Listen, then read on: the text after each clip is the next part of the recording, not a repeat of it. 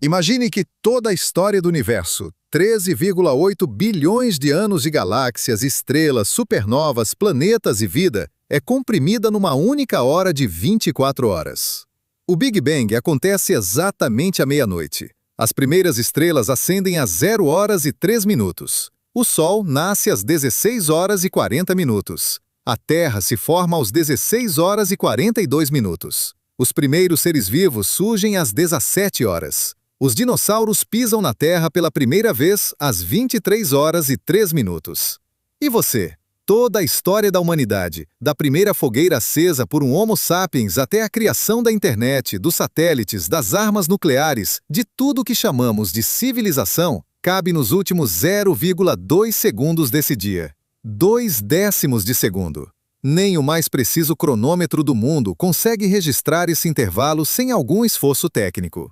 E nesse intervalo, você nasceu, viveu e morrerá. A sua vida inteira, com todas as suas alegrias, tragédias, conquistas e perdas, ocupa uma fração de um décimo de segundo na história do cosmos.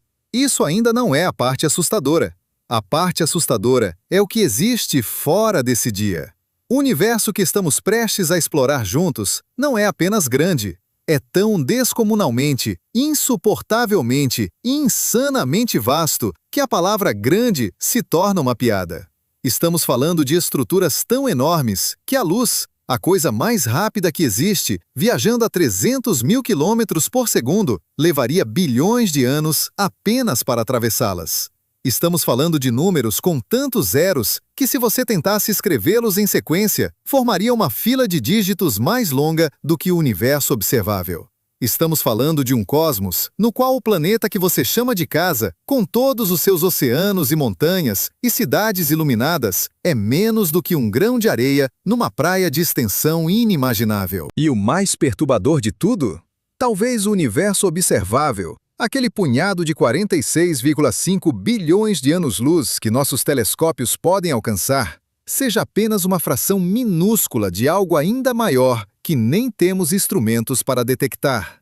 Talvez existam outros universos. Talvez existam infinitos universos. Talvez a realidade seja tão maior do que o que vemos que o nosso cosmos inteiro seja para ela o que um átomo é para você.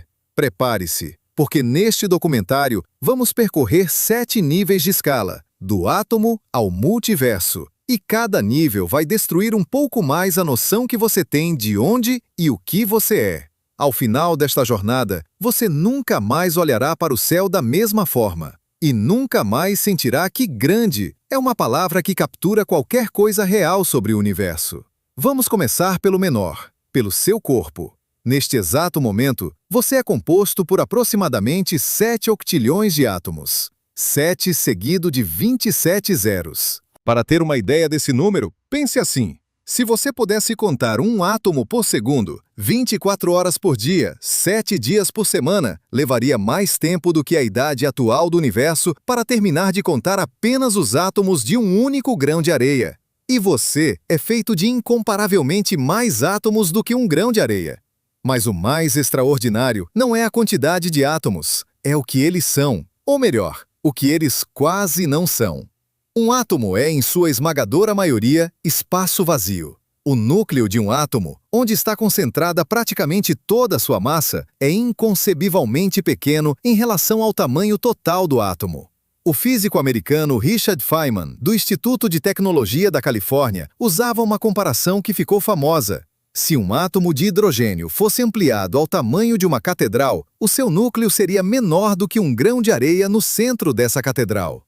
O resto? Espaço. Praticamente nada. Isso significa que você, o seu corpo sólido, pesado, real, que ocupa espaço no mundo, é composto em mais de 99,9% de espaço vazio. A sensação de solidez que você tem ao tocar qualquer coisa é uma ilusão criada pelas forças eletromagnéticas entre os elétrons dos seus átomos e os elétrons dos átomos do objeto que você toca. Você nunca tocou nada de verdade. Suas mãos nunca encostaram em nada. As forças entre os átomos criaram a ilusão de contato. Se você removesse todo o espaço vazio de todos os átomos, de todos os 7 bilhões e 700 milhões de seres humanos que habitam a Terra, a humanidade inteira caberia num cubo com menos de 1 centímetro de lado. Menor do que um dado de jogo de tabuleiro. Toda a humanidade, cada pessoa que já viveu ou vive hoje, comprimida num objeto que você poderia perder entre os dedos. Isso é o que você é no nível mais fundamental. Um padrão de forças num oceano de espaço vazio. E agora, vamos começar a ampliar a câmera. Dê um passo para trás. Saia do seu corpo e olhe para a Terra. O planeta que você habita tem um raio de aproximadamente 6,3700 quilômetros. É uma bola de rocha, metal fundido e água, que pesa aproximadamente 6 seguido de 24 zeros quilogramas. Tem continentes que você conhece de cor, oceanos que parecem imensas separações entre os pedaços de terra, e uma atmosfera fina, fina como a casca de uma maçã em proporção ao fruto, que é a única coisa entre você e o vácuo mortífero do espaço. Vista do espaço, a Terra é extraordinariamente pequena. Os astronautas que partiram para a Lua e olharam para trás descreveram a experiência como transformadora, não de forma intelectual, mas visceral. O astronauta Edgar Mitchell, durante a missão Apollo 14 em 1971, descreveu ver a Terra como um ponto azul suspenso no vácuo e sentiu instantaneamente que algo estava profundamente errado com a forma como os seres humanos percebiam sua própria importância. O geólogo Harrison Schmitt, na missão Apollo 17 em 1972, tirou a famosa fotografia conhecida como bolinha de gude azul, uma das imagens mais reproduzidas da história, e descreveu a Terra como algo que você poderia cobrir com o polegar se estendesse o braço na direção dela. Mas deixe eu colocar isso em perspectiva. A Lua, o nosso único satélite natural, aquele corpo celeste que parece tão próximo, que ilumina as noites, que os humanos visitaram 6 vezes entre 1969 e 1972, está a uma distância média de 384 mil quilômetros da Terra. Se você dirigisse um carro a 100 quilômetros por hora sem parar, demoraria 160 dias para chegar lá. Parece longe. Mas no contexto do que vamos explorar, é como a distância entre 2 grãos de areia lado a lado numa praia.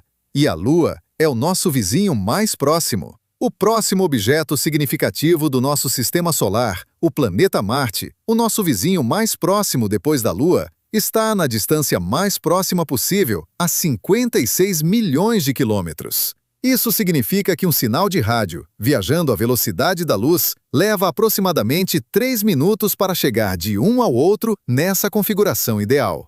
Na configuração mais distante, quando estão nos lados opostos do Sol, a viagem da luz leva 20 minutos. 20 minutos de luz para falar com Marte. E Marte ainda está dentro do nosso sistema solar. Ainda estamos no quintal de casa. Agora amplie muito mais. Saia do sistema solar. O Sol, a nossa estrela, a fonte de toda a energia que sustenta a vida na Terra, o objeto que parece tão grande e quente e permanente, é uma estrela anã amarela de tamanho médio. Seu diâmetro é de aproximadamente 1.300.900.000 quilômetros, 109 vezes o diâmetro da Terra. Se o Sol fosse do tamanho de uma bola de basquete, a Terra seria um grão de areia a aproximadamente 23 metros de distância.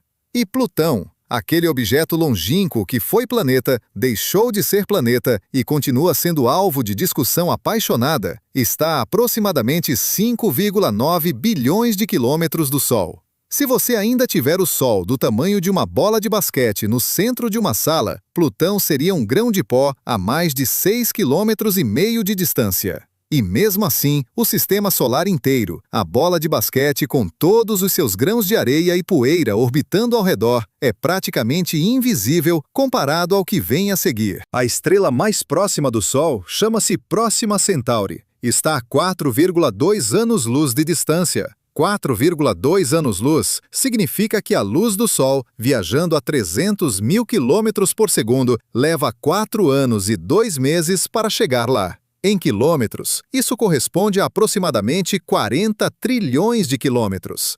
Para ilustrar essa distância de uma forma que a mente humana possa tentar processar, A sonda espacial Voyager 1, lançada em 1977 pela NASA, é o objeto fabricado pelo ser humano que está mais distante da Terra. Depois de mais de 40 anos, viajando a aproximadamente 61 mil quilômetros por hora, mais rápido do que qualquer coisa que você já viajou, a Voyager 1 está a aproximadamente 23 bilhões de quilômetros de distância. Parece muito, certo? Pois bem, para chegar à próxima Centauri viajando na velocidade da Voyager 1, levaria aproximadamente 73 mil anos. 73 mil anos para chegar à nossa vizinha mais próxima. E ela é apenas uma das aproximadamente 200 a 400 bilhões de estrelas da Via Láctea, a nossa galáxia. Você está começando a sentir a tontura? Isso é normal. É a resposta neurológica a números que excedem qualquer escala para a qual a evolução preparou seu cérebro. Mas não paramos aqui. Agora amplie a escala em mais um nível dramático. Saia da vizinhança estelar e olhe para a Via Láctea inteira. Nossa galáxia tem aproximadamente 100 mil anos-luz de diâmetro. Isso significa que a luz, essa viajante incansável a 300 mil quilômetros por segundo, levaria 100 mil anos para atravessar a Via Láctea de ponta a ponta. O Sol está localizado a aproximadamente 26 mil anos-luz do centro galáctico, um pouco além da metade do caminho para a borda, num braço espiral chamado Braço de Órion. 100 mil anos-luz. Tente sentir isso. Se toda a história da humanidade, os 0,2 segundos do nosso dia cósmico comprimido, fosse ampliada para representar um único ano-luz, a Via Láctea teria 100 mil vezes o tamanho dessa história. A história inteira da humanidade, com todas as suas guerras, impérios, descobertas e catástrofes, representa um ano-luz numa galáxia de 100 mil anos-luz de largura. Somos uma nota de rodapé numa nota de rodapé. E a Via Láctea contém, estimam os astrônomos, entre 200 e 400 bilhões de estrelas. Cada uma dessas estrelas pode ter planetas orbitando ao redor. Estudos publicados em 2012 por pesquisadores do laboratório Jet Propulsion da NASA, baseados nos dados do telescópio espacial Kepler, estimaram que a maioria das estrelas da Via Láctea tem pelo menos um planeta. Isso significa que pode haver, apenas na nossa galáxia, mais de 200 bilhões de planetas. 200 bilhões de planetas, numa única galáxia, num cosmos que contém pelo menos 2 trilhões de galáxias. 2 trilhões de galáxias. Este número foi revisado em 2016, quando o astrônomo Christopher Conselice, da Universidade de Nottingham, liderou uma equipe que analisou dados de múltiplos telescópios e concluiu que o universo observável contém aproximadamente 2,08 vezes 10 elevado a 12 galáxias. 10 vezes mais do que a estimativa anterior de 200 bilhões de galáxias que os cientistas usavam há décadas. O universo é 10 vezes mais povoado de galáxias do que a ciência pensava antes de 2016. 10 vezes mais. Revisamos o tamanho do universo observável para cima por um fator de 10, num único artigo científico. E mesmo assim, o universo observável pode ser apenas uma fração do universo total. Você está bem? Porque agora as coisas ficam verdadeiramente impossíveis de compreender. Antes de sairmos ainda mais, preciso estabelecer algo que vai ser crucial para o que vem depois. Eu sei o que alguns de vocês estão pensando agora. Tudo bem, o universo é grande, muito grande. Mas isso não muda nada para mim. Minha vida ainda importa. Minha família ainda importa. O que acontece no meu bairro ainda importa. E vocês têm razão, absolutamente. Mas essa reação defensiva, esse reflexo de proteger o significado das nossas vidas contra a escala do cosmos, é precisamente o que quero explorar. Porque a grandeza do universo não diminui o valor da sua vida. Ela transforma radicalmente o que esse valor significa. E essa transformação é o coração do que estamos explorando juntos. O físico Carl Sagan, que passou décadas tentando comunicar as escalas cósmicas ao público geral, primeiro na série Cosmos, de 1980, e depois no livro Pálido Ponto Azul, de 1994, respondeu a essa questão de uma forma que ficou gravada na consciência de gerações. A Terra é um palco muito pequeno, num vasto e cósmico arco. Pense nos rios de sangue derramados por todos aqueles generais e imperadores, para que, em glória e triunfo, pudessem tornar-se momentâneos mestres de uma fração de um ponto. Sagan não estava dizendo que a Terra não importa. Estava dizendo que a nossa percepção do que importa muda radicalmente quando vemos o contexto real. Mas Sagan trabalhava com as estimativas dos anos 90, quando os cientistas ainda pensavam que o universo observável tinha cerca de 200 bilhões de galáxias. Agora sabemos que são 2 trilhões. E mesmo assim, a cosmologia moderna sugere que o universo observável pode ser apenas uma fração ínfima do universo total. O que torna o universo observável especial não é que seja tudo que existe, é que é tudo que podemos ver, limitados pela velocidade da luz e pela idade do universo. Qualquer luz que partiu de regiões além de 46,5 bilhões de anos-luz ainda não chegou até nós. E com a expansão acelerada do universo, nunca chegará. Existe um horizonte cósmico além do qual somos cegos não por falta de tecnologia, mas por uma limitação fundamental da física. E além desse horizonte, a física não proíbe que o universo continue indefinidamente, muito além do que podemos detectar. Se o universo for infinito, ou mesmo vastamente maior do que a parte observável, então o que você chama de o universo é uma bolha minúscula dentro de algo para o qual nem temos nome. Como você processa isso? Onde você coloca essa informação emocionalmente? Agora vamos sair completamente da Via Láctea e olhar para a estrutura em grande escala do universo. E aqui é onde a realidade começa a parecer um sonho elaborado demais para ser real. A Via Láctea não está sozinha. Ela pertence a um grupo de galáxias chamado Grupo Local, uma coleção de aproximadamente 50 galáxias ligadas gravitacionalmente entre si, espalhadas por uma região de aproximadamente 10 milhões de anos-luz de diâmetro. A maior galáxia do Grupo Local não é a Via Láctea, é a galáxia de Andrômeda, nossa vizinha espiral, localizada a aproximadamente 2,5 milhões de anos-luz de distância. 2,5 milhões de anos-luz. A luz que você vê quando olha para Andrômeda numa noite clara saiu de lá há 2,5 milhões de anos, quando os nossos ancestrais ainda eram Homo erectus, caminhando pelas savanas africanas, sem linguagem sofisticada, sem fogo controlado, sem qualquer ideia de que eram parte de algo maior. A luz que está chegando aos seus olhos agora, neste instante, viajou pelo espaço desde antes dos humanos modernos existirem. Mas o Grupo Local, por sua vez, é apenas um componente de uma estrutura muito maior. O Grupo Local faz parte do superaglomerado de Virgem, ou Laniakea, nome dado em 2014 pelo cosmólogo R. Brent Tully, da Universidade do Havaí, que liderou a equipe que mapeou pela primeira vez os limites completos da nossa supercluster local. Laniakea contém aproximadamente 100 mil galáxias, incluindo a Via Láctea, e tem um diâmetro de aproximadamente 500 milhões de anos-luz. 500 milhões de anos-luz. Para a luz atravessar Laniakea de ponta a ponta, levaria 500 milhões de anos. 500 milhões de anos atrás na Terra, quando a luz que está saindo de um lado de Laniakea hoje estava partindo do outro lado, os primeiros animais estavam apenas começando a colonizar os continentes. Não havia flores, não havia répteis, não havia mamíferos. Os primeiros peixes com pulmões primitivos estavam dando os primeiros passos hesitantes sobre a terra úmida. E a luz que partiu naquele momento ainda está viajando. E continuará viajando por outros 500 milhões de anos para atravessar apenas a nossa supercluster local. Mas Laniakea também não é a estrutura maior. Ela é apenas um nó numa teia ainda mais vasta.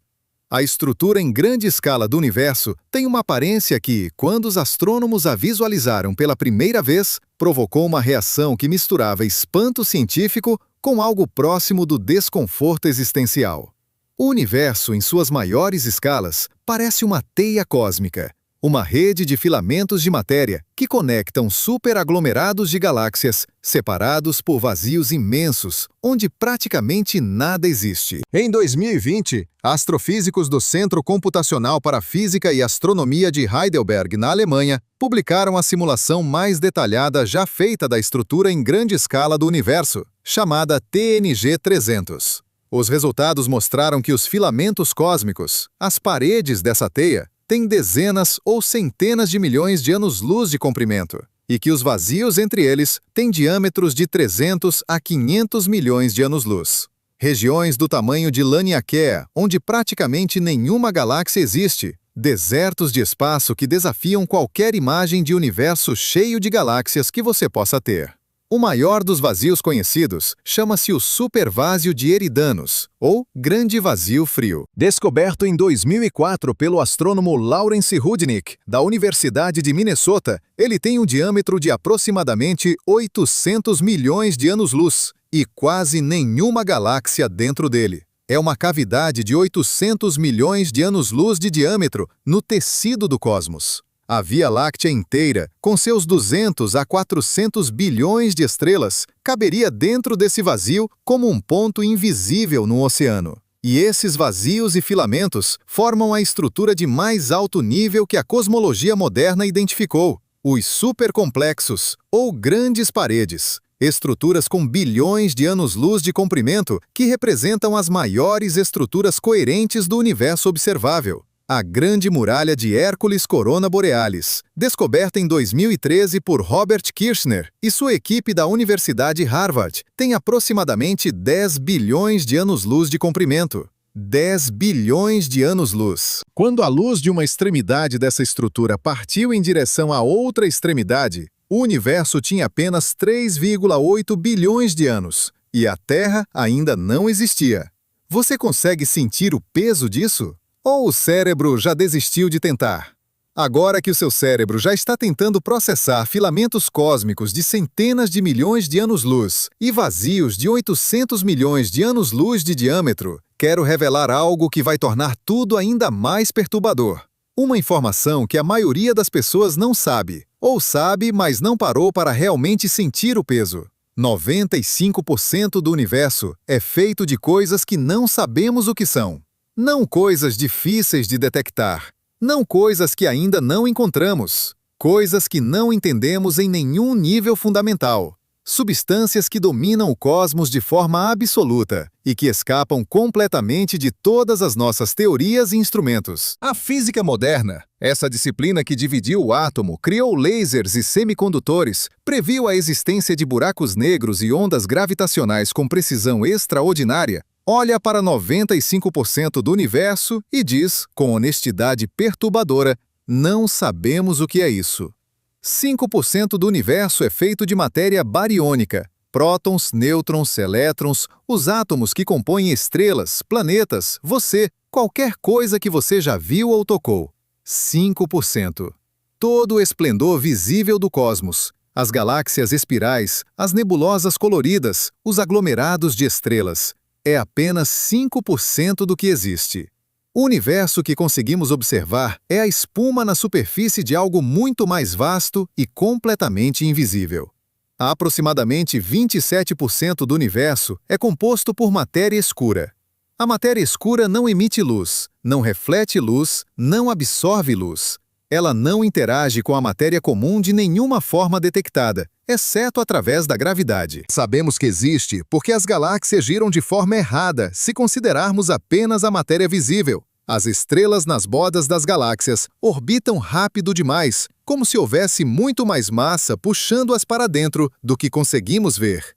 A astrônoma Vera Rubin, que trabalhou no Carnegie Institution for Science em Washington, dedicou décadas a estudar a rotação de galáxias e foi a primeira pessoa a demonstrar, com dados incontestáveis publicados ao longo dos anos 70, que as galáxias precisam conter enormes quantidades de massa invisível para que suas órbitas estelares façam sentido. Vera Rubin nunca recebeu o Prêmio Nobel, apesar de muitos considerarem sua descoberta entre as mais importantes da cosmologia do século XX. Mas isso é outro documentário.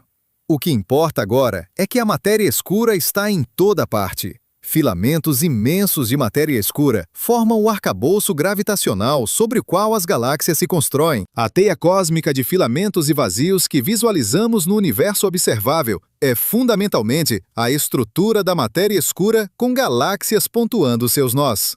Você vive dentro de uma bolha de matéria escura. A Via Láctea está envolta num halo de matéria escura que se estende muito além das estrelas visíveis. Mas não podemos vê-la, tocá-la ou detectá-la diretamente com nenhum instrumento que já construímos. Depois, há a energia escura, 68% do universo. A substância, se é que substância é a palavra certa para algo tão misterioso que está causando a expansão acelerada do cosmos. Em 1998, dois grupos independentes de astrônomos, o Supernova Cosmology Project, liderado por Saul Perlmutter no Lawrence Berkeley National Laboratory, e o High-Z Supernova Search Team, liderado por Brian Schmidt e Adam Riess na Universidade Harvard, mediram a velocidade de expansão do universo usando supernovas distantes como velas padrão e chegaram a uma conclusão que nem eles esperavam. O universo não está apenas se expandindo, está se expandindo cada vez mais rápido. Algo está empurrando o espaço para fora com força crescente. Perlmutter, Schmidt e Riess receberam o Prêmio Nobel de Física em 2011 por essa descoberta. E até hoje ninguém sabe o que é a energia escura. Apenas que ela existe, que é a maior componente do universo e que está determinando o destino final do cosmos.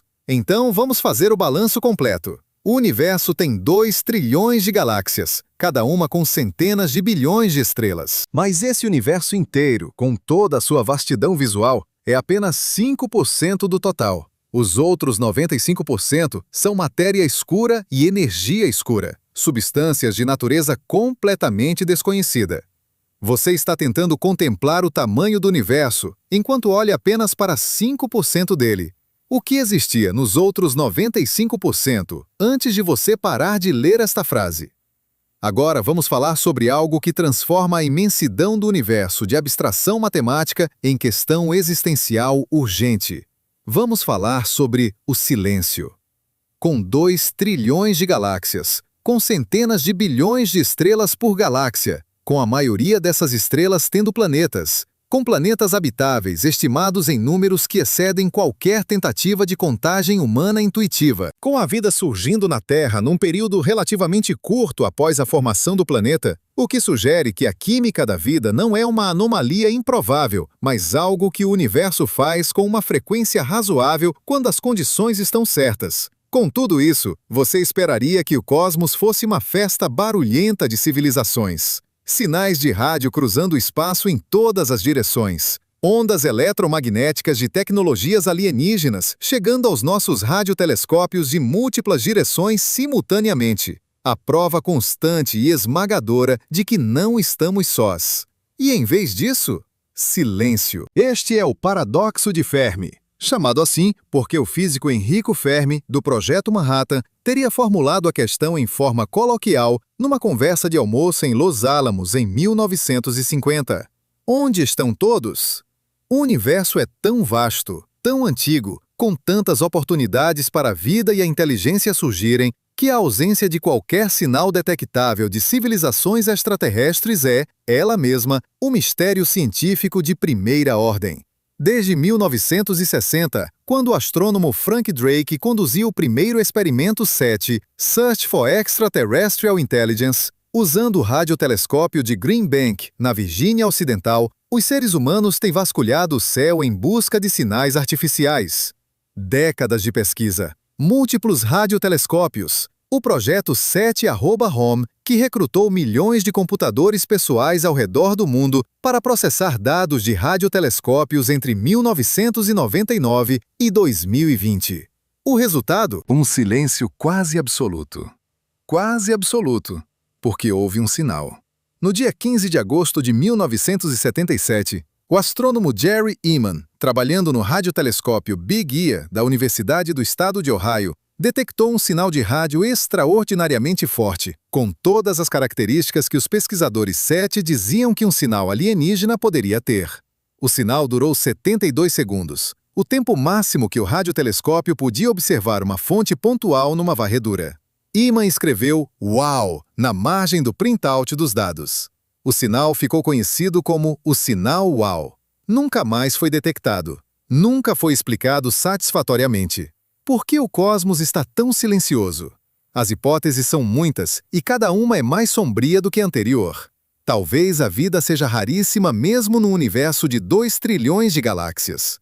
Talvez a transição de química simples para a vida replicante seja tão improvável que aconteceu apenas uma vez, aqui. Talvez a vida seja comum, mas a inteligência seja rara. Talvez o passo evolutivo da vida à consciência seja uma barreira que pouquíssimas linhagens superam. Talvez as civilizações inteligentes inevitavelmente se autodestruam antes de desenvolver a capacidade de comunicação interestelar. Uma possibilidade que nosso próprio século XX torna difícil de descartar. Talvez as civilizações avançadas simplesmente não usem rádio. Talvez tecnologias mais sofisticadas usem canais de comunicação que ainda não sabemos detectar. Ou talvez, e esta é a hipótese que o astrofísico Stephen Webb, da Universidade Aberta de Milton Keynes, chamou de a explicação mais assustadora de todas, talvez a Terra seja mesmo o único lugar onde a vida inteligente surgiu até agora, num universo de 13,8 bilhões de anos. Talvez sejamos literalmente os primeiros. Pense nisso. Num cosmos de 2 trilhões de galáxias, com uma história de 13,8 bilhões de anos, podemos ser, é possível que sejamos, a única mente que emergiu para contemplar a totalidade desse cosmos. A única consciência que olhou para cima e perguntou: por quê? Se for assim, o silêncio do cosmos não é uma evidência de que estamos sós num universo indiferente. É uma evidência de que somos algo extraordinário. Um cosmos que ganhou olhos pela primeira vez, aqui, neste planeta minúsculo, nesta galáxia entre 2 trilhões. Isso muda a forma como você se sente sobre a sua própria existência? Vamos pausar o zoom externo por um momento e fazer algo diferente. Vamos pressionar o botão de avanço rápido, não para o passado, mas para o futuro.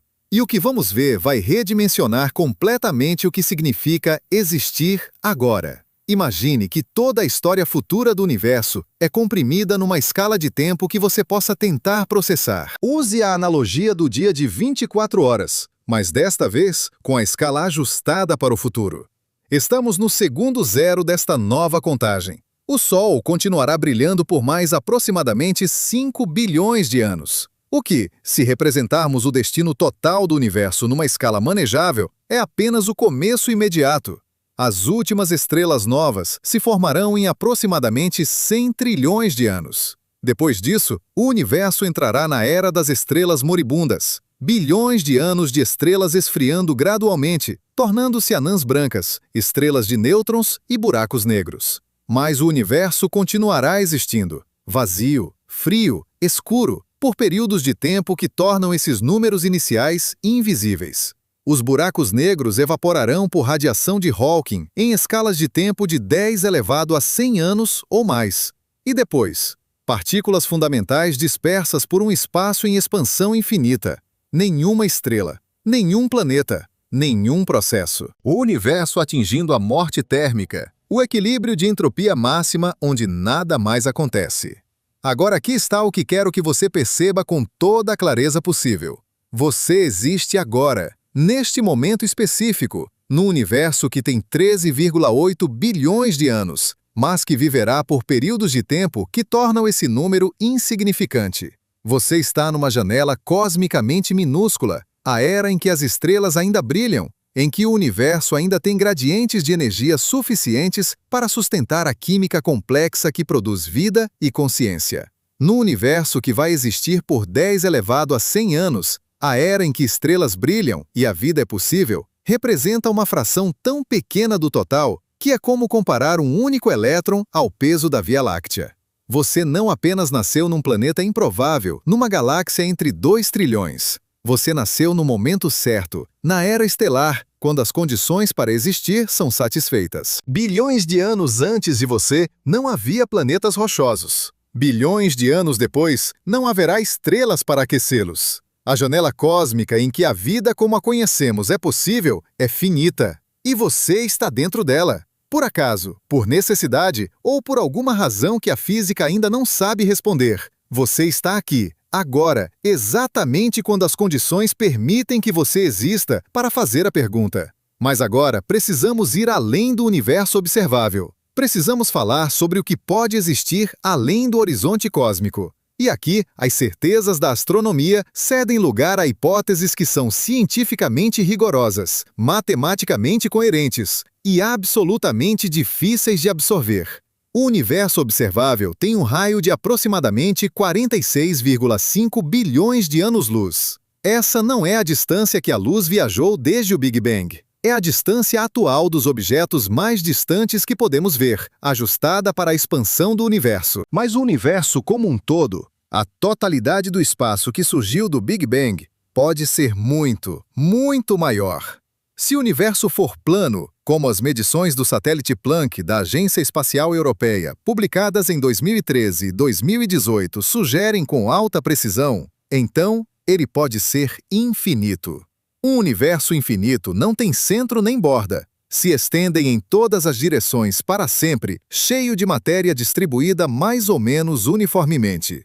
E numa cosmologia inflacionária, onde o universo passou por um período de expansão exponencial brevíssima logo após o Big Bang, como proposto pelos físicos Alan Guth, do MIT, em 1981, e Andrei Linde, da Universidade de Stanford, em 1982, o universo total pode ser incomensuravelmente maior do que a parte observável. Quanto maior? Os modelos mais conservadores de inflação cósmica sugerem que o universo total pode ser pelo menos 10 elevado a 23 vezes maior do que o universo observável. Isso não é 10 vezes maior, não é 1 bilhão de vezes maior. É um número com 23 zeros de vezes maior. Se o universo observável fosse um único átomo, o universo total seria o universo observável inteiro. E isso é um modelo conservador. Modelos mais agressivos de inflação prevêem que o universo total é efetivamente infinito e que o universo observável, com todos os seus 2 trilhões de galáxias e seus bilhões de anos de história, é uma fração tão pequena do total que a proporção não tem nome na matemática convencional. E se o universo for verdadeiramente infinito, surgem implicações que são ao mesmo tempo matematicamente inevitáveis e filosoficamente vertiginosas. Num universo infinito com uma distribuição aproximadamente uniforme de matéria, existem infinitos planetas, infinitas estrelas, infinitas galáxias. E em algum ponto, no universo infinito, qualquer configuração possível de matéria que possa existir, deve existir. Inclusive, configurações idênticas à nossa região do universo, ao nosso sistema solar, ao nosso planeta, ao seu quarto, a você.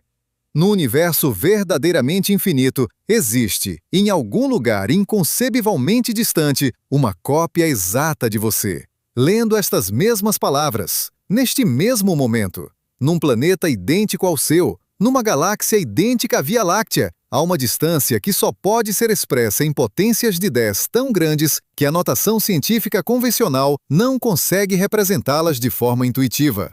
Isso não é ficção científica. É a consequência matemática de um universo infinito, com distribuição aproximadamente uniforme de matéria. O físico Max Tegmark, do Instituto de Tecnologia de Massachusetts, calculou que a distância mais próxima, onde uma cópia exata do universo observável deveria existir numa cosmologia inflacionária padrão, seria de aproximadamente 10 elevado a 10 elevado a 28 metros.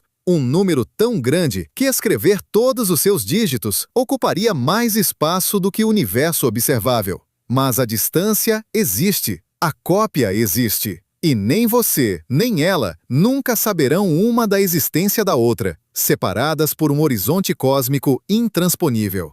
Isso te perturba ou conforta? Ou ambos ao mesmo tempo? Eu sei que alguns de vocês estão resistindo neste momento. Você pode estar pensando, tudo bem, o universo é absurdamente grande, mas essas são apenas escalas, números. Não mudam o fato de que eu existo, que tenho experiências reais, que as pessoas que amo são reais. Por que devo me sentir afetado por distâncias que nunca percorrerei? É uma objeção completamente válida e merece uma resposta direta. A escala do universo não diminui o valor da sua vida, mas ela muda fundamentalmente o contexto em que esse valor existe.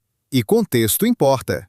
Saber que você vive numa galáxia entre 2 trilhões, que o seu planeta é um grão de areia numa praia de extensão inimaginável, Que toda a história humana cabe em 0,2 segundos de um dia cósmico? Isso não apaga as suas alegrias nem as suas dores, mas convida você a ver sua existência de uma perspectiva que a maioria das pessoas nunca acessa. O astrônomo e cosmólogo americano Neil deGrasse Tyson, diretor do Hayden Planetarium em Nova York, usa uma formulação que ficou famosa. Somos o universo contemplando a si mesmo. Os átomos do seu corpo, o carbono, o oxigênio, o nitrogênio, o ferro, foram forjados no interior de estrelas que morreram bilhões de anos antes do Sol existir. As supernovas, explosões de estrelas massivas no fim de suas vidas, espalharam esses elementos pelo espaço. O gás interestelar enriquecido por esses elementos foi capturado pela gravidade e colapsou para formar o nosso sistema solar. E, eventualmente, parte desse material se organizou em moléculas complexas, depois em células, depois em organismos, depois em você. Você não está no universo. Você é o universo, feito de poeira estelar, organizado de uma forma que permite ao cosmos olhar para dentro de si mesmo e perguntar perguntas. A imensidão não te diminui, ela é de onde você veio. Cada átomo de hidrogênio no seu corpo foi criado nos primeiros 3 minutos após o Big Bang, 13,8 bilhões de anos atrás. Você é mais antigo do que as estrelas, em componentes. É uma ideia que muda a escala do eu, de forma que nenhuma filosofia consegue fazer sem a física. Mas ainda não chegamos ao nível mais perturbador de escala. Ainda temos 2 níveis pela frente. Vamos entrar no nível 6. O multiverso. Aviso: o que vem a seguir não é ficção científica, é física teórica sólida, discutida nas universidades mais respeitadas do mundo, publicada nas revistas científicas mais exigentes do planeta. Mas é física que vai além de qualquer coisa que nossos sentidos ou intuições foram preparados para processar. A teoria da inflação cósmica, aquela que explica por que o universo observável é tão uniforme, por que a geometria do espaço parece plana, por que as flutuações quânticas do Big Bang produziram exatamente o tipo de variações que levaram à formação de galáxias, tem uma consequência que os seus próprios criadores reconheceram com surpresa.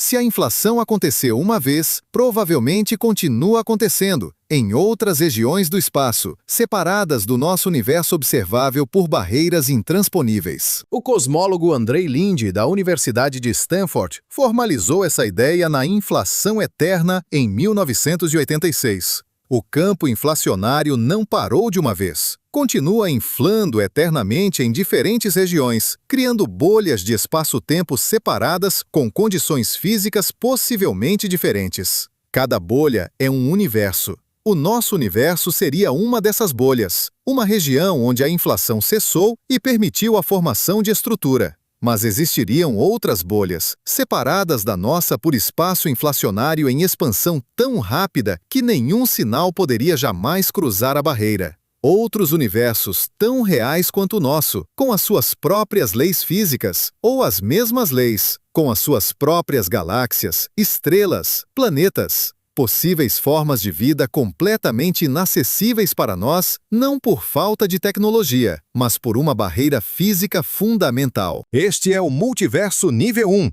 regiões do espaço além do nosso horizonte observável, parte do mesmo universo matemático, mas fisicamente inacessíveis. E o multiverso nível 2 de Tegmark, as bolhas separadas da inflação eterna, com possivelmente diferentes constantes físicas. 2 níveis de multiverso já estendem a realidade para além de qualquer escala que possamos articular. Mas existem mais níveis. O multiverso nível 3 de Tegmark é o multiverso da mecânica quântica, a interpretação dos muitos mundos de Hugh Everett proposta em 1957, onde cada evento quântico que poderia ter vários resultados cria ramificações paralelas da realidade, cada uma igualmente real. E o multiverso nível 4, a hipótese mais radical de Tegmark, publicada em 2004, onde todas as estruturas matemáticas consistentes têm existência física real, não apenas o nosso universo e as bolhas da inflação. Todos os universos que podem ser descritos por matemática consistente existem. A realidade é a totalidade da matemática. Se Tegmark estiver certo no nível 4, o que chamamos de universo, o cosmos de 2 trilhões de galáxias que estivemos explorando, é a realidade mais local possível. É o que existe aqui. Mas aqui é uma fração de uma fração de uma fração de uma fração de algo que não tem tamanho, porque tamanho é uma propriedade do espaço, e o nível 4 de Tegmark existe além do espaço. A totalidade da realidade nesse cenário é a totalidade do matematicamente possível. E o matematicamente possível é infinito de uma forma que vai além do infinito numérico. É infinito em dimensionalidade, em variedade, em tipos de existência que nem podemos imaginar, porque a imaginação é ela própria um produto das leis físicas do nosso universo específico. Onde você está nessa totalidade? Você é um padrão de informação num universo específico, num multiverso específico, numa estrutura matemática específica. Uma folha num oceano de florestas que se estende além de qualquer horizonte. Mas uma folha que sabe que é uma folha. O que possivelmente é o milagre mais extraordinário de toda essa estrutura. Existe uma pergunta que os físicos fazem há décadas e que não tem resposta satisfatória. Uma pergunta que parece filosófica, mas é completamente científica. Que parece especulativa, mas é fundamentada nas medições mais precisas que a humanidade já fez. E é uma pergunta que, quando você realmente a entende, muda permanentemente a forma como você enxerga a sua presença neste universo. Por que as constantes físicas têm exatamente os valores que têm? O universo funciona de acordo com leis descritas por equações matemáticas. Essas equações contêm números: a velocidade da luz, a constante gravitacional, a massa do elétron, a carga do próton, a constante cosmológica, dezenas de outros parâmetros, que a física não deriva de primeiros princípios. São simplesmente medidos. E quando você examina esses números com cuidado, algo extraordinário emerge. Eles parecem ajustados, com precisão que desafia qualquer coincidência, para permitir a existência de estrutura complexa, de estrelas, de planetas, de química, de vida. Considere a constante gravitacional. Se fosse ligeiramente maior, as estrelas queimariam seu combustível nuclear muito mais rapidamente e explodiriam antes que planetas pudessem se formar ao seu redor. Se fosse ligeiramente menor, as estrelas nunca se formariam. O gás interestelar nunca colapsaria sob sua própria gravidade. A janela de valores que permite estrelas estáveis de duração suficiente para sustentar vida é estreitíssima. E a constante gravitacional cai exatamente dentro dela. Considere a diferença de massa entre próton e nêutron. Se o nêutron fosse apenas um pouco mais leve do que é, uma fração minúscula de diferença, os prótons decairiam em nêutrons nos primeiros minutos após o Big Bang e não haveria hidrogênio no universo. Sem hidrogênio, não há estrelas como o Sol, não há água, não há vida baseada em carbono. O nêutron é 1/10 de 1% mais pesado do que o próton. Se fosse 1/10 de 1% mais leve, você não existiria. O físico britânico Martin Rees, do Instituto de Astronomia de Cambridge e ex-astrônomo real da Grã-Bretanha, identificou 6 números fundamentais que determinam as características do universo e argumentou no seu livro publicado em 1999, apenas 6 números, que se qualquer um deles fosse ligeiramente diferente, o universo seria radicalmente diferente, de uma forma que tornaria qualquer forma de complexidade e, portanto, qualquer forma de vida impossível. 6 números, todos ajustados com precisão extraordinária. Todos medidos, não derivados teoricamente. A física não explica por que eles têm os valores que têm. Este é o problema do ajuste fino. E é genuinamente não resolvido. Existem 3 tipos de explicação propostos, cada um com as suas próprias implicações perturbadoras. A primeira é o puro acidente. O universo simplesmente tem esses valores, sem razão ou necessidade, e é uma coincidência extraordinária que sejam compatíveis com a vida. Esta explicação é insatisfatória para muitos físicos, porque a probabilidade de acidente para múltiplas constantes independentes parece astronomicamente pequena. A segunda explicação é o multiverso. Se existirem infinitos universos com diferentes valores de constantes, o argumento antrópico explica por que estamos num universo com constantes compatíveis com a vida. Somente nesses universos há observadores para notar que as constantes permitem a existência deles. O físico Steven Weinberg, da Universidade do Texas em Austin, ganhador do Prêmio Nobel de Física em 1979, usou o argumento antrópico em 1987 para prever que a constante cosmológica deveria ser pequena, mas não zero. Quando a constante cosmológica foi medida em 1998, ela era exatamente isso. Muitos consideram essa a primeira previsão bem-sucedida baseada no argumento antrópico. A terceira explicação é a mais controversa. Alguns físicos, entre eles o ganhador do Nobel de Física de 2021, Giorgio Parisi, e antes dele o físico Freeman Dyson, sugeriram que pode haver uma razão mais profunda, ainda não descoberta, pela qual as constantes têm os valores que têm. Uma teoria mais fundamental que derive os números de primeiros princípios, de forma que o universo não poderia ter sido diferente, que as constantes não são acidentais nem selecionadas, mas necessárias. Ninguém sabe qual das três explicações está correta. Talvez nenhuma delas. Mas o simples fato de você existir no universo cujas constantes fundamentais parecem conspir para tornar a sua existência possível é, no mínimo, algo que merece contemplação. Você acha que o universo foi ajustado para você? Ou você é o observador inevitável num multiverso de universos que falham? Agora, chegamos ao nível 7. O nível mais profundo de todos. Não o mais grande, mas o mais fundamental. O nível abaixo do qual não há mais nada. Ou talvez haja apenas tudo. O que é a realidade no seu nível mais básico? A resposta que a física clássica dava era matéria. O universo é feito de partículas, átomos e depois partículas subatômicas, que existem no espaço e interagem de acordo com leis físicas. Simples, concreto, intuitivo. A resposta que a mecânica quântica sugere é perturbadoramente diferente. No nível quântico, partículas não têm propriedades definidas antes de serem observadas. Um elétron não tem uma posição definida. Tem uma função de onda que descreve a probabilidade de ser encontrado em cada lugar. Quando você mede a posição do elétron, ele escolhe uma posição. Antes da medição, a questão "onde está o elétron?" não tem resposta. Não porque não sabemos, mas porque a posição genuinamente não existe. Isso não é uma interpretação filosófica marginal. É o consenso operacional da física quântica desde os anos 20, confirmado por décadas de experimentos com precisão extraordinária. Em 2022, os físicos Alain Aspect, John Clauser e Anton Zeilinger receberam o Prêmio Nobel de Física por experimentos que demonstraram definitivamente a realidade do entrelaçamento quântico, o fenômeno em que duas partículas formam um sistema unificado, onde medir uma determina instantaneamente o estado da outra, independentemente da distância entre elas. Einstein chamou isso de ação fantasmagórica à distância e recusou-se a aceitar. Mas os experimentos de Aspect, especialmente os publicados em 1982, a partir do Instituto de Óptica de Paris, demonstraram que Einstein estava errado. O entrelaçamento é real. Duas partículas separadas por distâncias arbitrárias formam um único sistema quântico.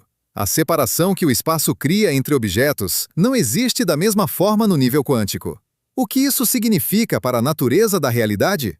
Significa que a ideia de que objetos separados no espaço são independentes é uma ilusão emergente. No nível mais fundamental, o universo pode ser um sistema não local e entrelaçado, onde a separação é uma aparência macroscópica, não uma característica fundamental. O espaço que separa você das estrelas pode ser, em algum sentido profundo, menos real do que parece. John Wheeler, o físico da Universidade de Princeton, que cunhou o termo buraco negro, passou os últimos anos de sua carreira argumentando que a realidade é, em sua fundação, informação. Não matéria, não energia, informação. Ele chamou essa visão de "it from bit". Tudo emerge de bits, de respostas sim ou não às questões físicas. O físico italiano Carlo Rovelli, em sua teoria da gravidade quântica de laços, propõe algo semelhante. O espaço e o tempo não são um palco em que os eventos ocorrem, mas relações entre eventos. E os eventos são, fundamentalmente, trocas de informação. Se Wheeler e Rovelli estiverem certos, então a realidade no seu nível mais profundo não é um palco de espaço e tempo com objetos materiais se movendo nele. É uma rede de relações informacionais, um padrão de trocas de sim e não que emergem em escalas macroscópicas como espaço, tempo, matéria, força e você. Você não é matéria no espaço. Você é um padrão de informação numa rede de relações. E o universo inteiro, com todos os seus 2 trilhões de galáxias, toda a sua matéria escura, toda a sua energia escura, é, na proposta mais radical da física moderna, um sistema de processamento de informação de escala cósmica. O universo inteiro pode ser, no sentido mais fundamental, um computador que processa informação. E você é um subprocesso particularmente complexo e autoconsciente nesse sistema. Isso não resolve o mistério. Aprofunda-o. Por que então a pergunta seguinte é: quem ou o que programou as regras? E essa pergunta está além de qualquer fronteira que a física atual pode alcançar. Vamos pausar os níveis de escala por um momento, porque existe algo que os cientistas raramente discutem em público. Não por má fé, mas porque as incertezas profundas são difíceis de comunicar sem parecer que toda a estrutura da ciência está em colapso. Não está, mas existem fissuras nas fundações que merecem ser reconhecidas honestamente. A primeira, não sabemos o que é o Big Bang. Sabemos o que aconteceu frações de segundo depois do Big Bang, a nucleossíntese primordial, a formação de hidrogênio e hélio, a radiação cósmica de fundo, mas o próprio instante zero, o momento em que o espaço, o tempo e a matéria surgiram, é descrito pelas nossas equações como uma singularidade, um ponto onde as equações param de funcionar e produzem infinitos sem sentido físico. A relatividade geral colapsa. A mecânica quântica colapsa. A teoria que unificaria as duas, a gravidade quântica, ainda não existe de forma completa. Isso significa que o evento mais fundamental da história do cosmos, aquele de que tudo mais é consequência, é precisamente o evento que a física moderna não consegue descrever. Não sabemos o que o Big Bang foi. Não sabemos o que havia antes dele. Se antes é sequer um conceito com significado nesse contexto. Não sabemos se o Big Bang foi o começo absoluto de tudo, ou um evento numa sequência maior. A cosmologia moderna é extraordinariamente bem-sucedida em descrever tudo o que aconteceu após os primeiros instantes. Mas esses primeiros instantes, e qualquer coisa que os precedeu, são uma caixa negra. A segunda incerteza: não sabemos o que é a matéria escura. Há mais de 50 anos, desde que os primeiros indícios apareceram, décadas de experimentos específicos para detectá-la diretamente, o Large Underground Xenon Experiment em Dakota do Sul, o Xenon 1, no Laboratório Nacional do Gran Sasso na Itália, o Panda X4, na China, todos falharam em detectar qualquer partícula de matéria escura. 27% do universo é feito de algo que nunca foi detectado diretamente, apesar de décadas de busca intensa. Alguns físicos começam a questionar se matéria escura como partícula realmente existe, ou se a nossa teoria da gravidade está errada em escalas galácticas. A terceira incerteza: o problema da medição na mecânica quântica. A questão de por que o mundo quântico de múltiplas possibilidades produz um único resultado quando medido, permanece sem consenso depois de quase 100 anos. Existem pelo menos 12 interpretações diferentes da mecânica quântica, todas matematicamente equivalentes, todas diferentes em suas implicações sobre a natureza da realidade. Os físicos usam a mecânica quântica todos os dias para fazer previsões com precisão extraordinária, sem concordar sobre o que ela significa. Pergunta: como você se sente ao saber que a ciência que descreve o universo com tamanha precisão não consegue responder o que a realidade fundamentalmente é?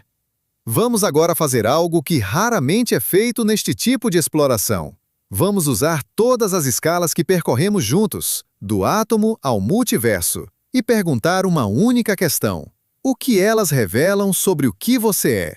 Você é, ao mesmo tempo, várias coisas dependendo da escala que você usa para olhar. No nível dos átomos, você é um padrão de forças eletromagnéticas num oceano de espaço vazio, 99,9% vazio, com alguns pontos de densidade. Você é, materialmente, quase nada. No nível das células, você é uma colônia de aproximadamente 37 trilhões de células. cada uma máquina bioquímica de extraordinária complexidade, executando milhões de reações químicas por segundo, tomando decisões moleculares, reparando danos, comunicando-se com vizinhas. Você é uma civilização. No nível do organismo, você é um sistema nervoso central, processando aproximadamente 11 milhões de bits de informação por segundo, dos quais a consciência acessa aproximadamente 50. O restante, 11 milhões menos 50 bits, acontece abaixo da superfície, invisível para o seu eu consciente. Você é muito mais do que você sabe que é. No nível do planeta, você é um dos aproximadamente 8 bilhões de membros de uma espécie que existe há apenas 300 mil anos, numa história de 4,5 bilhões de anos do planeta. Você é um recém-chegado. No nível da galáxia, você é parte de uma civilização que, do ponto de vista de qualquer observador externo à Via Láctea, seria absolutamente invisível. A Terra, numa escala galáctica, é menos detectável do que uma bactéria numa praia. Você é imperceptível. No nível do universo observável, você é um evento num cosmos de 2 trilhões de galáxias e 13,8 bilhões de anos de história. Você é estatisticamente irrelevante. No nível do multiverso, você é, se o multiverso de Tegmark estiver certo, um dos infinitos observadores em infinitos universos, a maioria dos quais não permitiria a sua existência. Você é um entre infinitos, num dos universos que permitem a pergunta. Todas essas descrições são verdadeiras simultaneamente. Você é tudo isso ao mesmo tempo. Quase nada e uma civilização inteira, invisível e extraordinariamente improvável. Estatisticamente irrelevante e possivelmente único no cosmos. A escala que você escolhe não muda o que você é, muda o que você vê quando olha para si mesmo. Qual dessas escalas você usa normalmente para se ver? E qual delas você acha que captura mais verdade? Existe um paralelo que os físicos não cansam de mencionar, e que, quando você o compreende completamente, transforma a vastidão do universo de algo assustador em algo que parece quase familiar.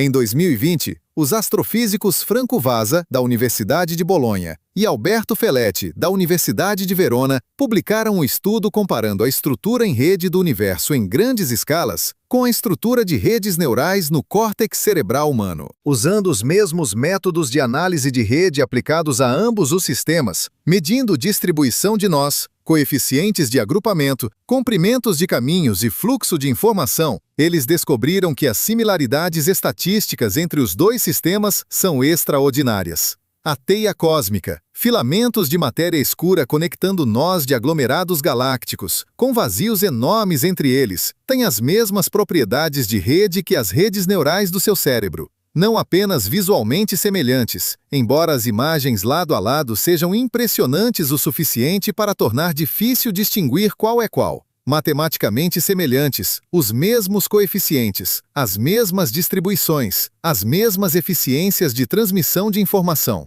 O universo observável tem aproximadamente 100 bilhões a 1 trilhão de galáxias. O cérebro humano tem aproximadamente 86 bilhões de neurônios. A teia cósmica tem aproximadamente 5 vezes mais nós do que o número de neurônios no seu cérebro, mas na mesma ordem de grandeza. A fração de massa ocupada pelos filamentos galácticos em relação ao total é de aproximadamente 25%. A fração de massa ocupada pelas células nervosas no cérebro em relação ao total é de aproximadamente 25%.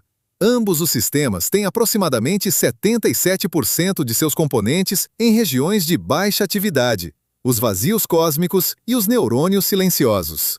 O que isso significa? Vasa e Feletti foram cuidadosos em não ir além do que os dados permitem. Eles não afirmaram que o universo é consciente. Não afirmaram que há alguma equivalência funcional entre as duas redes. Afirmaram que as mesmas leis matemáticas que governam a organização de sistemas complexos parecem produzir estruturas similares em escalas radicalmente diferentes, da escala de milímetros do córtex cerebral à escala de centenas de milhões de anos-luz da teia cósmica. A física não sabe por quê, mas o fato em si é perturbador de uma forma que é difícil de articular com precisão. O universo parece se organizar da mesma forma em escalas incomparavelmente diferentes, como se houvesse um princípio organizador mais profundo, Uma lei de formação de redes complexas que vale igualmente para neurônios e galáxias. Você não é apenas feito de poeira estelar. A sua estrutura, a forma como seus neurônios se conectam, a forma como a informação flui no seu cérebro, ecoa a estrutura do cosmos inteiro. Você carrega, literalmente na sua cabeça, uma miniatura estatística do universo que te contém. Agora vamos fazer a compressão de tempo no sentido oposto. Não para o futuro do universo, mas para a história da compreensão humana das escalas cósmicas. E o que essa compressão revela é tão extraordinário quanto qualquer escala que exploramos. Imagine que toda a história da nossa compreensão do tamanho do universo é comprimida numa única linha de tempo de 24 horas. Às 0 horas, nossa espécie existe há aproximadamente 300 mil anos. Nenhuma ideia de astronomia. O céu noturno é uma tapeçaria de deuses e presságios. Às 22 horas e 30 minutos, cerca de 400 anos atrás, Galileu Galilei apontou seu telescópio para o céu em 1610 e descobriu que Júpiter tinha luas, que a Via Láctea era composta de estrelas individuais e que o universo era muito maior do que o modelo geocêntrico supunha. O universo cresceu imensamente numa única noite de observação. Às 23 horas e 20 minutos, há aproximadamente 100 anos, Edwin Hubble demonstrou em 1924 que a nebulosa de Andrômeda estava muito além dos limites da Via Láctea, que era, na verdade, uma galáxia separada, tão distante que a luz levava 2,5 milhões de anos para chegar até nós. Num único artigo, o universo cresceu de uma única galáxia para um cosmos de galáxias. Às 23 horas e 40 minutos, há aproximadamente 60 anos, o satélite COBE detectou a radiação cósmica de fundo com precisão suficiente para confirmar o Big Bang e revelar as flutuações primordiais que levaram à formação de galáxias. O universo ganhou uma história e uma origem. Às 23 horas e 55 minutos, em 2016, Christopher Conselice e sua equipe revisaram o número de galáxias no universo observável de 200 bilhões para 2 trilhões. O universo cresceu 10 vezes num único artigo. Em 24 horas menos 30 segundos, agora, ainda não sabemos o que é 95% do universo. Ainda não sabemos se o universo é finito ou infinito. Ainda não sabemos se existem outros universos. Ainda não sabemos o que aconteceu no Big Bang. Em 400 anos, a nossa compreensão do tamanho do universo cresceu por um fator de aproximadamente 10 elevado a 26. Mas a razão entre o que sabemos e o que não sabemos pode ter crescido ainda mais rápido. Cada descoberta que expande o universo também revela um horizonte maior do desconhecido. A história da astronomia não é a história de uma ignorância que diminui. É a história de uma ignorância que cresce em sofisticação. Aprendemos mais sobre o universo e descobrimos que há muito mais para não saber. Agora, quero que você faça algo que nenhuma câmera pode fazer. Quero que você inverta completamente a perspectiva. Em vez de partir do seu corpo e ampliar em direção ao cosmos, a jornada que fizemos juntos até aqui, quero que você parta do universo e reduza o zoom em direção a você. Que você veja a si mesmo da forma como o cosmos te veria, se o cosmos pudesse ver. Imagine um observador hipotético que pudesse contemplar toda a estrutura do universo de fora, não limitado por horizontes cósmicos, não preso dentro de uma galáxia específica, não confinado a uma escala de percepção. Um observador que pudesse ver os 2 trilhões de galáxias como você vê um mapa mundi na parede, de uma só vez, na sua totalidade. O que esse observador veria quando olhasse para a região do cosmos onde você existe? Primeiro, ele veria a teia cósmica, os filamentos imensos de matéria escura e galáxias, os vazios de 800 milhões de anos-luz, as grandes muralhas de 10 bilhões de anos-luz. Estruturas de uma beleza e de uma complexidade que nenhuma mente humana pode processar completamente de uma só vez. Dentro da teia, ele veria um superaglomerado, Laniakea, com 500 milhões de anos-luz de diâmetro e 100 mil galáxias. Um nó relativamente modesto na estrutura maior. Dentro de Laniakea, ele veria o grupo local, 50 galáxias no volume de 10 milhões de anos-luz. Uma subdivisão menor do nó. Dentro do grupo local, ele veria a Via Láctea, uma galáxia espiral com 200 a 400 bilhões de estrelas e um diâmetro de 100 mil anos-luz. Esteticamente bonita, estruturalmente comum. Não particularmente grande, não particularmente pequena. Uma galáxia anã amarela perto da borda de um dos seus braços espirais. Dentro da Via Láctea, depois de muito esforço e magnificação progressiva, ele veria um sistema estelar com o Sol amarelo mediando e 8 planetas orbitando. O terceiro planeta a partir do Sol, uma bola de rocha, ferro, água e atmosfera fina de nitrogênio e oxigênio, seria visível como um ponto azul. E depois, mesmo com toda a magnificação imaginável, mesmo com a tecnologia mais extraordinária que a física permite, esse observador hipotético não conseguiria ver você. Não você especificamente. Você é invisível do nível da galáxia. As suas 86 bilhões de células nervosas, a sua consciência, a sua experiência subjetiva deste momento são absolutamente imperceptíveis na escala da Via Láctea, muito menos nas escalas superiores. Mas aqui está o paradoxo que quero que você carregue para o resto da sua vida. Esse observador que olha de fora para dentro não consegue ver você, mas você consegue ver ele.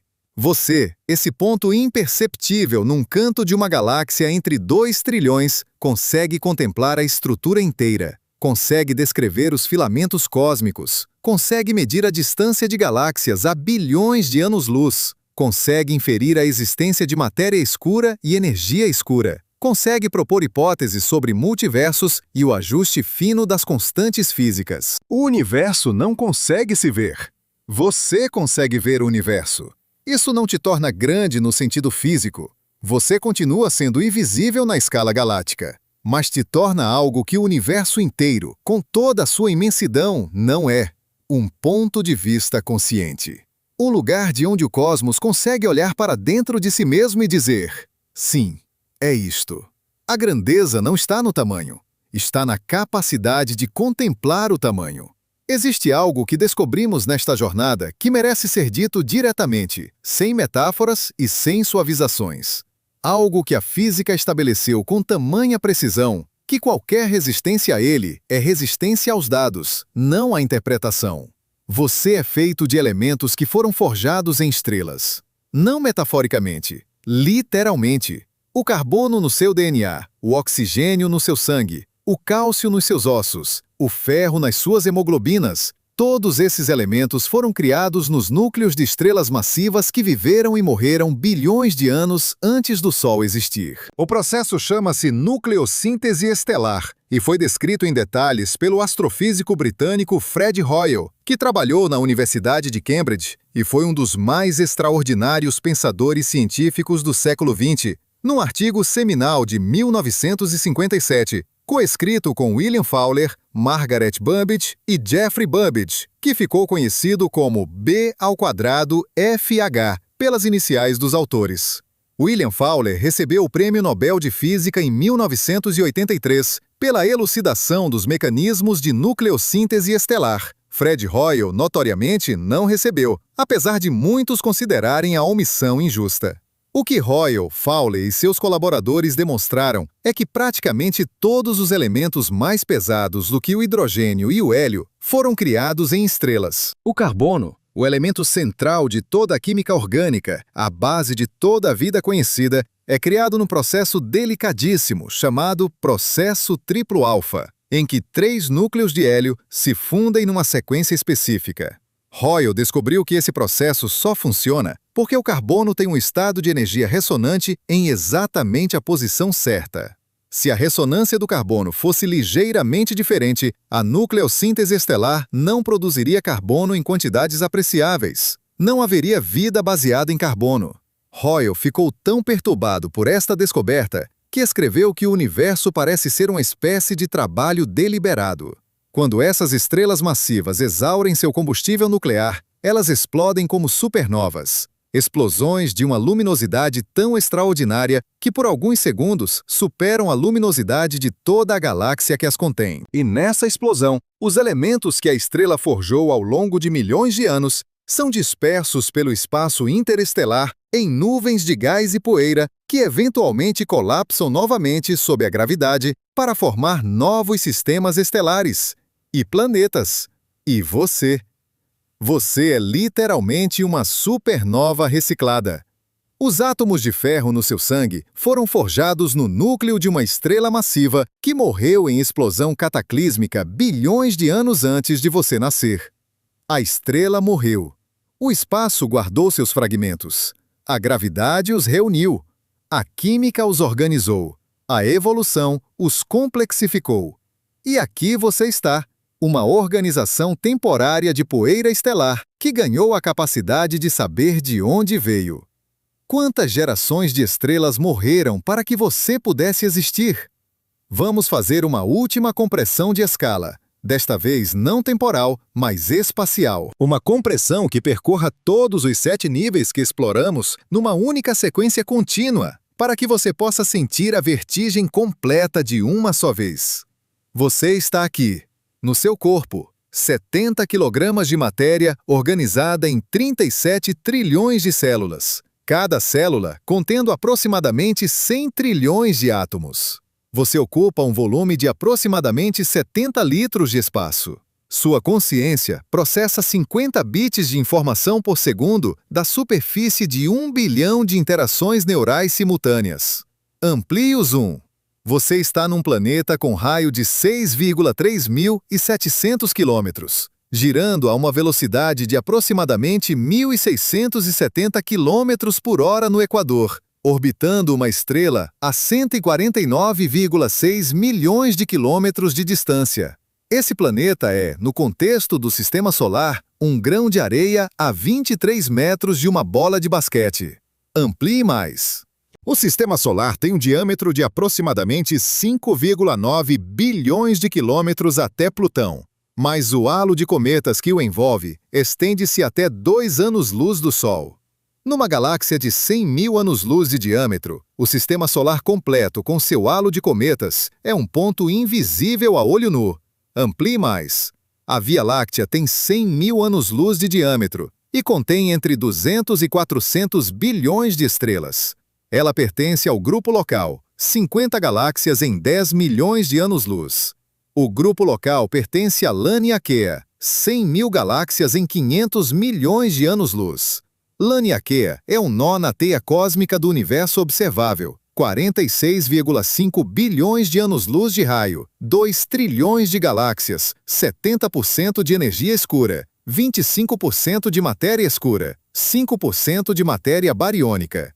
Além do universo observável, provavelmente muito mais, possivelmente infinitamente mais, do mesmo.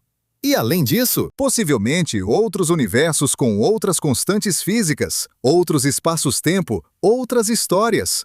E além disso, talvez a totalidade de tudo que pode existir matematicamente, uma realidade tão vasta que vasto é uma palavra que não captura nem o começo. E agora reduza o zoom. Volte, passe pelos 2 trilhões de galáxias, por Laniakea, pelo Grupo Local, pela Via Láctea, pelo Sistema Solar, pela Terra, pelo seu bairro, pela sua rua, pela sua casa, pelo seu corpo, pelas suas células, pelos seus átomos, e chegue ao núcleo, ao que você realmente é quando todas as escalas são consideradas simultaneamente. Você é o ponto onde esse universo impossível ganhou consciência de si mesmo. O lugar onde toda essa estrutura, do Big Bang ao filamento cósmico, da nebulosa, à supernova, à poeira interestelar, ao planeta, ao oceano, à célula, ao neurônio, produziu finalmente algo que consegue olhar para trás e perguntar de onde veio.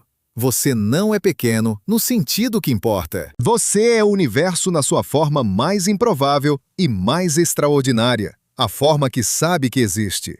Mas agora quero ser completamente honesto sobre algo que o espanto cósmico às vezes tende a suavizar. O espanto genuíno não requer que você ignore a crueldade estrutural das escalas. E há uma crueldade real aqui que merece ser dita diretamente. O universo é indiferente.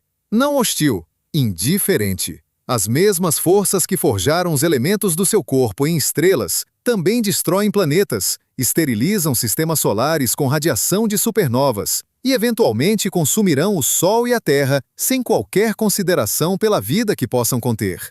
O universo não criou as condições para a sua existência com a intenção de que você existisse. Você surgiu porque as condições eram propícias. E as condições eram propícias porque esse universo específico, com essas constantes físicas específicas, acontece de ser compatível com a complexidade química. A beleza da teia cósmica não existe para ser apreciada. Ela existe porque a gravidade e a matéria escura produzem filamentos onde a densidade favorece a formação de galáxias.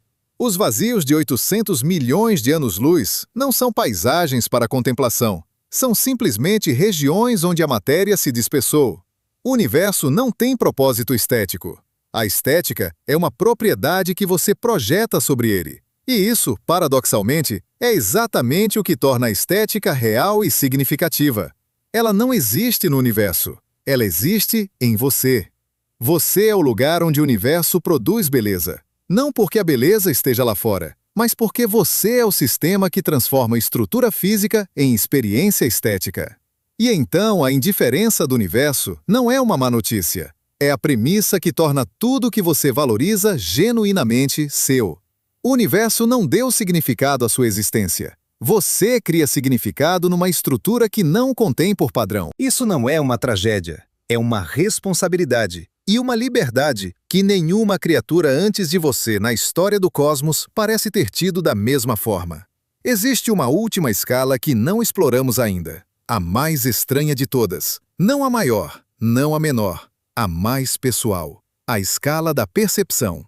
O universo que você experimenta, o que você vê, ouve, toca, cheira, sente, não é o universo como ele é. É o universo filtrado pelas limitações dos seus sentidos e processado pelas convenções do seu sistema nervoso. Você percebe cores num espectro minúsculo do eletromagnético, entre 400 e 700 nanômetros de comprimento de onda.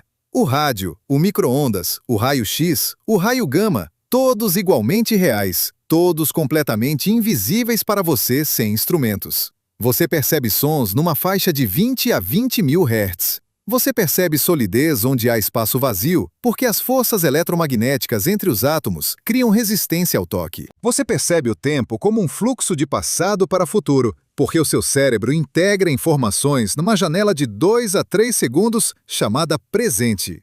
O universo real, o que existe independentemente da sua percepção, inclui o eletromagnético completo, as ondas gravitacionais que o LIGO detectou pela primeira vez em 2015 e que atravessam o seu corpo agora mesmo sem que você sinta nada. A matéria escura que passa através de você a dezenas de quilômetros por segundo sem interação detectável. As dimensões extras que certas teorias de física propõem e que seriam completamente inacessíveis aos seus sentidos, mesmo se existissem. Você percebe uma fatia extraordinariamente estreita da realidade total. E dentro dessa fatia estreita, você constrói um modelo do cosmos que é notavelmente preciso. Os telescópios e os aceleradores de partículas são extensões dos seus sentidos que expandem imensamente a fatia percebida. Mas mesmo com toda a tecnologia que já construímos, continuamos a perceber diretamente apenas 5% do universo, a fração de matéria bariônica. Os outros 95% permanecem além da percepção direta, inferidos, mas não sentidos. O universo real é 95% invisível para você, não importa o que você faça. E a parte visível é em si mesma um cosmos de 2 trilhões de galáxias que você não consegue contemplar em sua totalidade, nem com toda a potência do seu sistema nervoso. Você vive numa caverna de percepção dentro de uma caverna de escala. E mesmo assim, e este é o ponto que não para de me surpreender, você consegue deduzir a existência dos 95% que não consegue ver. Consegue medir a curvatura que a matéria escura cria nas órbitas galácticas. Consegue detectar os efeitos da energia escura na expansão do cosmos. Consegue inferir, a partir dos padrões de radiação cósmica de fundo, as flutuações primordiais do Big Bang. A mente humana usa a fatia estreita de realidade que consegue perceber para reconstruir com impressionante precisão a estrutura daquilo que não pode perceber diretamente. Isso é o que é a ciência. Não a acumulação de fatos sobre o visível, a extrapolação cuidadosa do visível para o invisível, do percebido para o real. Estamos chegando ao fim desta jornada. Mas antes do encerramento, quero trazer de volta algo que mencionei no começo e que, depois de tudo que percorremos, tem um peso completamente diferente. Os 0,2 segundos. Lembra? Toda a história humana, da primeira fogueira à internet, cabe em 0,2 segundos de um dia cósmico de 24 horas. Quando mencionei isso no começo, provavelmente pareceu humilhante, uma estatística que diminui, que coloca a humanidade no seu lugar. Mas agora, depois de 7 níveis de escala, depois de 2 trilhões de galáxias e filamentos cósmicos e multiversos, e entrelaçamento quântico, e ajuste fino das constantes, e nucleossíntese estelar, e teia cósmica que ecoa a rede neural do seu cérebro, o que esses 0,2 segundos significam? Significam que em 0,2 segundos de tempo cósmico, a matéria do universo produziu, num planeta entre trilhões de planetas possíveis, uma forma de organização capaz de mapear a estrutura do cosmos em escalas de bilhões de anos-luz, usando instrumentos construídos de átomos individuais. Detectar ondas gravitacionais, perturbações no tecido do espaço-tempo criadas pela fusão de buracos negros a 1 bilhão e 3 bilhões de anos-luz de distância, usando espelhos posicionados com precisão menor que 1/10 milésimo do diâmetro de um próton. Sequenciar o genoma completo de organismos com 3 bilhões de pares de bases. Criar linguagem, música, matemática, filosofia, arte, sistemas de representação da realidade que existem numa dimensão completamente diferente da matéria física que o sustenta. Lançar objetos físicos para além do sistema solar e rastreá-los com precisão suficiente para comunicar com eles a 23 bilhões de quilômetros de distância. E fazer exatamente o que você está fazendo agora. Contemplar a totalidade da escala do universo e perguntar o que ela significa. 0,2 segundos. E isso aconteceu neles. Não em bilhões de anos de história estelar silenciosa, nos últimos 0,2 segundos. A consciência que contempla o cosmos é uma emergência extraordinariamente recente, num universo extraordinariamente antigo. E se o universo tiver mais 10 elevado a 100 anos de existência pela frente, o que as previsões de evaporação de buracos negros sugerem, então esses 0,2 segundos são apenas o começo mais infinitesimal de algo que poderia se desdobrar em complexidades que nenhum ser humano de 2022 consegue imaginar.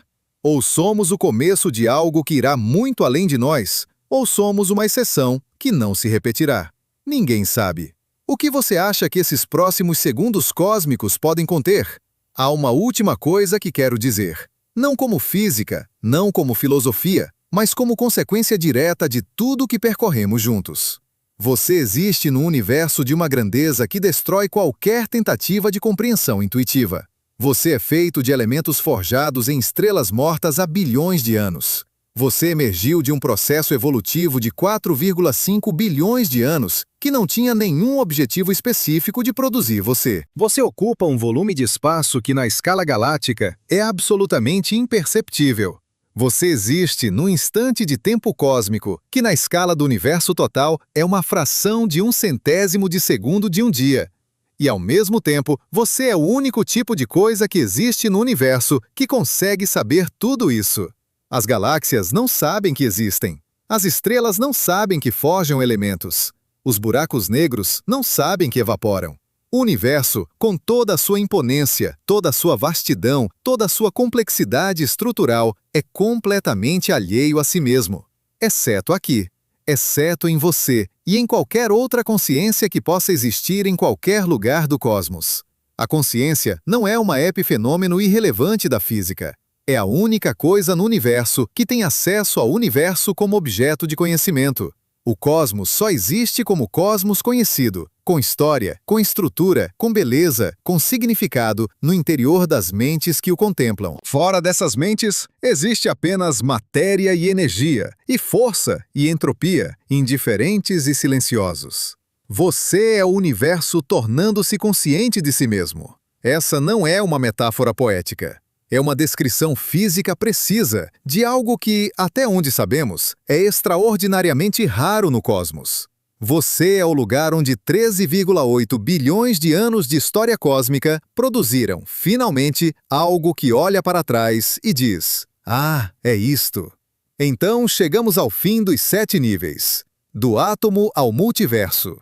Do espaço vazio dentro do seu corpo, até a possibilidade de que toda a matemática consistente tem existência física real. E o que encontramos em toda essa vertiginosa descida em escalas crescentes? Encontramos que o universo é incomensuravelmente maior do que qualquer intuição humana consegue processar. Encontramos que 95% dele são de natureza completamente desconhecida. Encontramos que a nossa galáxia é uma entre 2 trilhões, que o universo observável pode ser uma fração minúscula do universo total, que o universo total pode ser uma bolha entre infinitas bolhas no multiverso inflacionário, que o multiverso pode ser uma estrutura matemática entre todas as estruturas matemáticas possíveis. Encontramos que as constantes físicas parecem ajustadas, com precisão que desafia qualquer acidente simples, para permitir a existência de complexidade e vida. Encontramos que a estrutura do universo em grandes escalas ecoa matematicamente a estrutura do cérebro humano. Encontramos que os átomos do seu corpo são poeira de supernovas de gerações anteriores de estrelas. Encontramos que o nível mais fundamental da realidade pode ser informação, não matéria. E encontramos que você, esse ponto imperceptível num canto de uma galáxia entre 2 trilhões, é a única coisa que sabemos existir no universo que consegue contemplar toda essa estrutura e perguntar o que ela significa. Isso não resolve nada. Abre tudo. A grandeza do universo não responde nenhuma das perguntas importantes sobre como viver, o que valorizar, como tratar as pessoas ao seu redor, o que fazer com o tempo que você tem. Mas ela oferece um contexto, a maior perspectiva disponível para qualquer ser consciente neste planeta, dentro do qual fazer essas perguntas. E dentro desse contexto, a vida humana, com toda a sua brevidade, toda a sua aparente insignificância na escala cósmica, aparece como algo extraordinariamente precioso. Não apesar da sua raridade, por causa dela. Uma chama no oceano escuro. Um instante de consciência num cosmos de escalas inimagináveis que fora desta chama não sabe que existe. Continue olhando para cima. Continue fazendo as perguntas impossíveis. Continue se espantando com números que o seu cérebro não consegue processar completamente, porque esse espanto é exatamente o que torna você diferente de tudo mais que existe no universo que conhecemos. 2 trilhões de galáxias. E você, aqui, agora, fazendo a pergunta: isso é suficiente para te fazer sentir parte de algo maior? Ou a imensidão apenas aprofunda o silêncio? A resposta